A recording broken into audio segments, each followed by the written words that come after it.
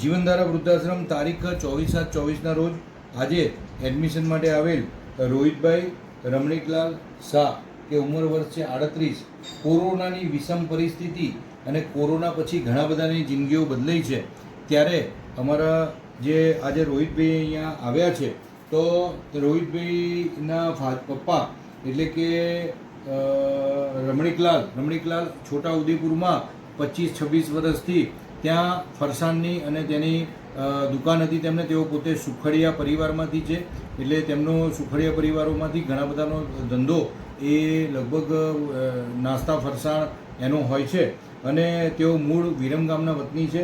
અને ફાધર પાછળથી કોરોના સમયમાં તેઓ પંચાસર એટલે કે જે શંખેશ્વરની બાજુમાં સ્વામી હારીજને પંચાસર ત્યાં તેઓ રહેવા આવ્યા, અને ત્યાં 2021માં તેમના પપ્પાનું અવસાન કોરોના કાળમાં થયું, અને પપ્પાના અવસાન પછી તરત જ 8 મહિનામાં તેમના માતુશ્રીનું પણ અવસાન થયું. તેઓ પોતે એબનોર્મલ એટલે કે થોડુંક 7મા ધોરણ સુધી ભણેલા છે, પરંતુ તેમનું કહેવું એમ છે કે મને બધું કશું યાદ રહેતું નથી, અને હવે એવી પરિસ્થિતિ સર્જાઈ છે કે તેમને રહેવા માટે મકાન નથી, અને તેઓ પોતે પંચાસરમાં રહેતા હતા. તો પંચાસરમાં ઘણા બધા જૈન પરિવારમાંથી તેમને મદદ કરતા, અને તેમાંથી તેમની સરસ લાઈફ ચાલતી હતી. તેઓ ક્યાં જમતા હતા, કેવી રીતે, અને અહીંયા એડમિશન માટે કેમ આવ્યા છે, તે આપણે તેમની જોડેથી જાણીશું. તો રોહિતભાઈ, તમે મમ્મી પપ્પાના અવસાન પછી શું પ્રોબ્લેમ થયો તમને? મમ્મી પપ્પા બેવના અવસાન થઈ ગયા ને, તો શું થયું? એ પછી હું ભાઈને મૂકવા ગયો, અને ભાઈને મૂકીને અને પછી હું ધાકડી ગયો જૈન ભોજનશાળામાં. અહીંયા હું 6 મહિના રહ્યો. પછી અહીંયાથી મને એમને કાઢી મૂક્યો, એટલે હું પછી ભાઈને અહીંયા પછી ભેગો થવા ગયો, અને પછી અહીંયાથી હું ફરતો પછી એ લોકોએ ના પાડી કે ભાઈ જાઓ, તમારી જરૂર નથી, કે આશ્રમવાળાએ ના પાડી મને, કેમ કે ભાઈને મૂકી દીધા પછી મારી કોઈ જરૂર હોય નહીં. એટલે પછી હું નોકરી માટે ફરતો હતો. છેલ્લા 12 દિવસથી હું ફરું છું, પણ મને કોઈ જગ્યાએ નોકરી મળતી નથી, અને કોઈ મને સાથ સહકાર સપોર્ટ કોઈનો મળ્યો નથી. અને હું ખંભાત ગયો મામાના ઘરે. ત્યાં હું 2 દિવસ 3 દિવસ મામીની ખબર કાઢવા ગયો. ત્યાંથી પછી વાય કોન્ટેક્ટથી મને અમદાવાદથી એક પાર્ટીએ મને નંબર આપ્યો, અને એમને કીધું મને કે તું અહીંયા જા, કે અને અહીંયા તું પૂછી લે કે રાખશે કે નહીં રાખે એમ. બરાબર. અને તો અત્યારે હાલ કોણ તમારું સરસ ધ્યાન રાખે છે? અત્યારે બેનને બનેવી ખાસ રાખે છે. કેવું રાખે છે? ઘર જેવું, આમ ભાઈ તરીકે જેવો, છોકરા તરીકે જેવો રાખે છે. એ અત્યારે જે કંઈ જીવું છું એ બેન બનેવીના હિસાબે હું ટકી ગયો છું. જો બેન બનેવી ના હોય તો હું ચારનો પપ્પાની જોડે ઉપર જતો રહ્યો. અત્યારે તમને કેવું લાગે છે આમ કે તકલીફો ઊભી થાય છે? ના, અત્યારે કોઈ સારી તકલીફ નહીં. પાછા ખીચામાં 1 રૂપિયો નથી મારી પાસે, કે હું અહીંથી બીજી કોઈ જગ્યાએ જઈ શકું એવું ખીચામાં 5 નથી. બરાબર છે. તો અહીંયા તમે અહીંયા રહેશો તો કંઈક નાનું મોટું કંઈ કામ બતાવે તો કરશો? હા, કરશું. બરાબર. અને તમને યાદ કેટલું રહેશે બધું? તમે ભણ્યા નહીં એનું શું કારણ?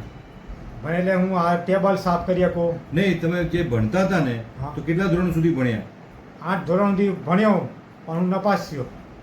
એટલે અહીંયાથી હું નીકળી ગયો હતો સ્કૂલમાંથી કાઢી. યાદ નહોતું રહેતું? ના. બરાબર. એનું સર્ટિફિકેટ મારી પાસે પડ્યું છે. અચ્છા, સારું. અને પપ્પાની દુકાનમાં શું કામ કરતા હતા? ખાલી બસ હું ગલ્લા પર બેસી રહેતો હતો ખાલી. બાકી બનાવવાનું બધું પપ્પાને મમ્મીને જ.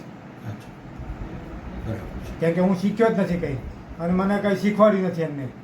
કેમ કે એ લોકો એમ કે ના, તું દુકાનનું ધ્યાન રાખતું, ખાલી ગલ્લા ઉપર ખાલી પૈસા લેવડ દેવડમાં બસ. એમાંય થોડો કાચો પડતો હતો. હું કાચો પડતો હતો. કે તો જોડે હેલ્પમાં ભાઈબંધ હોય, બેઠો હોય, એટલે ધ્યાન રાખે તું આટલા કાપ પૈસા એમ. બરાબર. અને પંચાસરમાં તમે રહેતા હતા તો ભાડું કેટલું હતું? 1000 રૂપિયા. અને જમવાનું ક્યાંથી આવતું હતું? જમવાનું ગામમાંથી આવતું હતું. કોઈ તમારા ઘરેથી આવે, કોઈ પીલા પાડોશીઓ આપી જાય, એવી રીતે. બધા સારા હતા? બધા સારા. અમુક જૈનોમાંથી થોડુંક આવતું હતું સીધું સામાન, એટલે હું બધું પછી બેનને આપી દેતો કે તું લઈ જા ભાઈ, મને રાંધતા આવડતું નથી કંઈ. એટલે ઠાકોરમાંથી આવે, બીજી કોમમાંથી આવે, એમાંથી હું ખાઈ પીને પડે રહેતો હતો.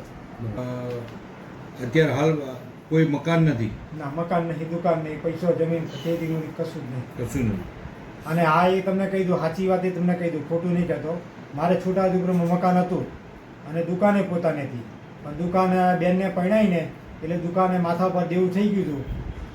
બેનો લગ્નનો ખર્ચો થયો ને એટલે દુકાન વેચી મારી.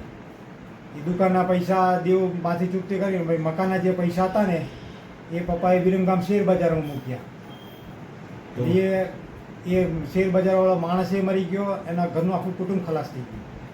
એટલે મારા તો પૈસા ગયા. અત્યારે કશું જ નથી. અત્યારે કશું જ નહીં.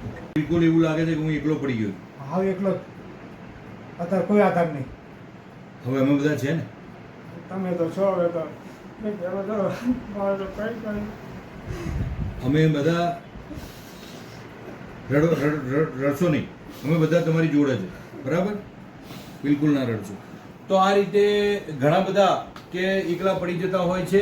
અને બીજું કે આ જે કોરોના પછીની વિષમ પરિસ્થિતિમાં ઘણા બધા એડમિશનો જીવનધારામાં પણ આવ્યા છે. કોરોના પછી એક ડૉક્ટર છે, તેમને પણ આ રીતે ઘણી તકલીફો ઊભી થઈ હતી.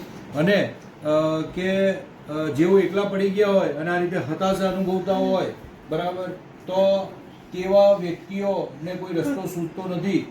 એટલે અમે તેમને અહીંયા એડમિશન આપીશું અને એડમિશન આપીને એમને અહીંયા યોગ્ય એમને બધી રીતે તૈયાર કરીશું અને તેમને અહીંયા કોઈ સારા કામમાં અમે એમને લગાવીશું. તેમને અહીંયા જે અમારી સંસ્થાના નીતિ નિયમો મુજબ તેમને જે સેલરી આપવા યોગ્ય લાગશે તો એ પણ એમની ચાલુ કરીશું. તેમને આગળ આવા અમે ઘણા એડમિશનો આપ્યા છે અને ઘણા બધાને અત્યારે હાલ બેંક એકાઉન્ટમાં ઘણાની ડિપોઝિટો પણ કરાઈ છે અને ઘણા બધા પોતે આર્થિક રીતે પણ સદ્ધર થયા છે. તો તેમને પણ અમે અહીંયા સરસ રીતે આ જીવનધારા વૃદ્ધાશ્રમ પરિવારમાં સરસ એમને સ્થાન આપીશું અને તેઓ ગોઠવાઈ જશે. એટલે તમે એવું ના માનશો ભાઈ રોહિતભાઈ કે તમે એકલા છો, તમારી જોડે આખો આ જીવનધારા વૃદ્ધાશ્રમ પરિવાર છે. સમજ્યા ને?